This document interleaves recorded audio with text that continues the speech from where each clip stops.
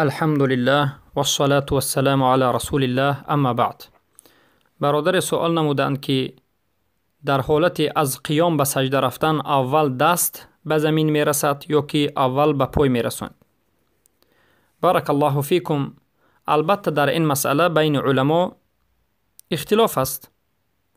جمهور علما ابو حنیفه، احمد ابن حنبل، شافعی رحمه الله و این چنین از علما امام نووی، خطابی و سفیان ثوری، ابو اسحاق ابن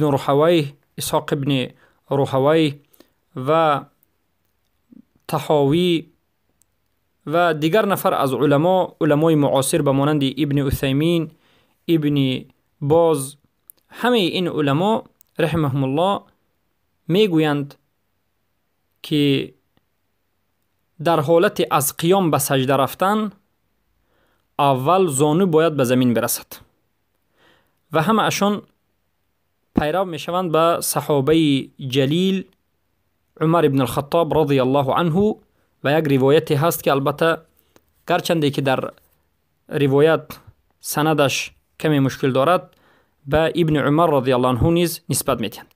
یعنی این همه علما میگویند که ما پیرو میشویم به عمر ابن الخطاب و ابن عمر رضی الله عنه که اونها وقتی که سجده میکردند اول پایشون، اول زانیشون به زمین میرسید و بعد دستشون. و دلیلشون حدیثی هست از وائل ابن حجر رضی الله عنه که میگویند رسول اکرم صلی الله علیه و سلم وقتی که از قیام به سجده میرفتن اول زانیشون میرسید و بعد دستشون.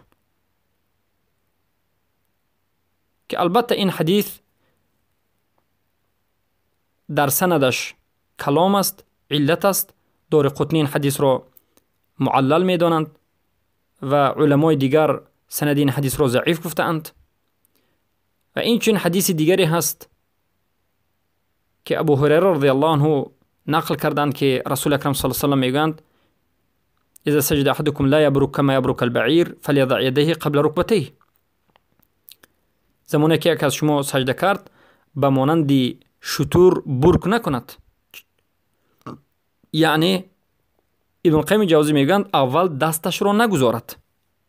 شتور در حالت نشستنش اول دستش رو میگذارد. رسول اکرم صلی الله علیه و سلم میگویند در حالت سجده کردن اول دست رو نمونید که این به مانند شتور است، این نهی است. اول پای خود رو باید بمونید. اما در آخر حدیث ولیضع یدیه قبل رکبتیه، اول دست رو مونید پیش از پای. این آخری حدیث رو علما میگن منقلب است، یعنی آخری حدیث به اولی حدیث ضد است.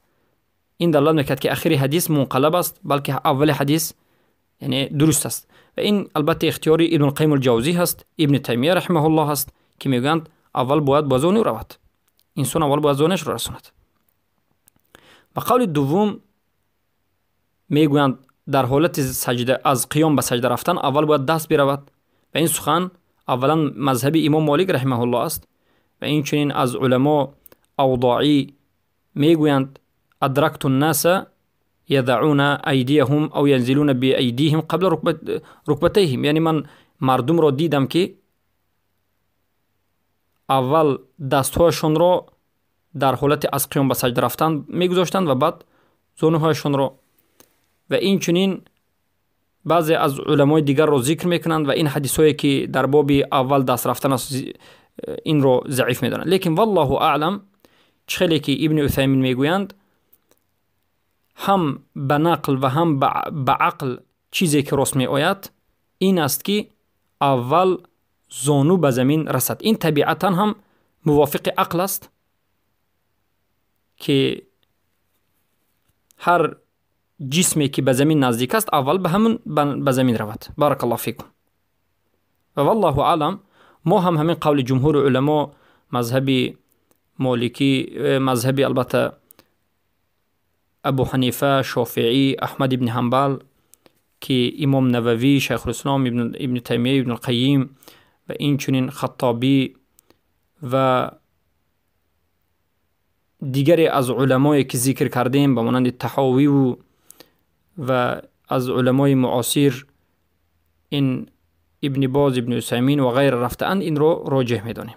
والله اعلم. اما هر کسی که اول به دست рафт ба саҷда, мо инро намегем ки ту ғалат кардаӣ.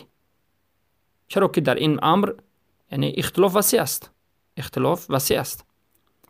баракаллоҳу фикум. аммо дар масъалаи ин ки аз ҳолати аз саҷда ба қиём рост шудан, яъне вақте ки ду саҷда кардед боз хостед ки рост шавед, аввал бояд дасти шумо аз замин канда шавад ё ки зонии шумо.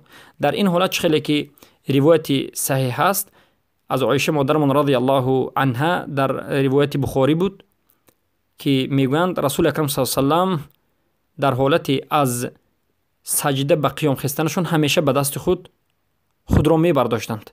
ва ин албатта далолат мекунад ки дар ҳолати аз саҷда ба қиём хестан инсон бояд ба дасташ худашро бардорад. ба дасташ худашро бардорад ва аввал зону канда мешавад ва баъд даст. баракаллоҳу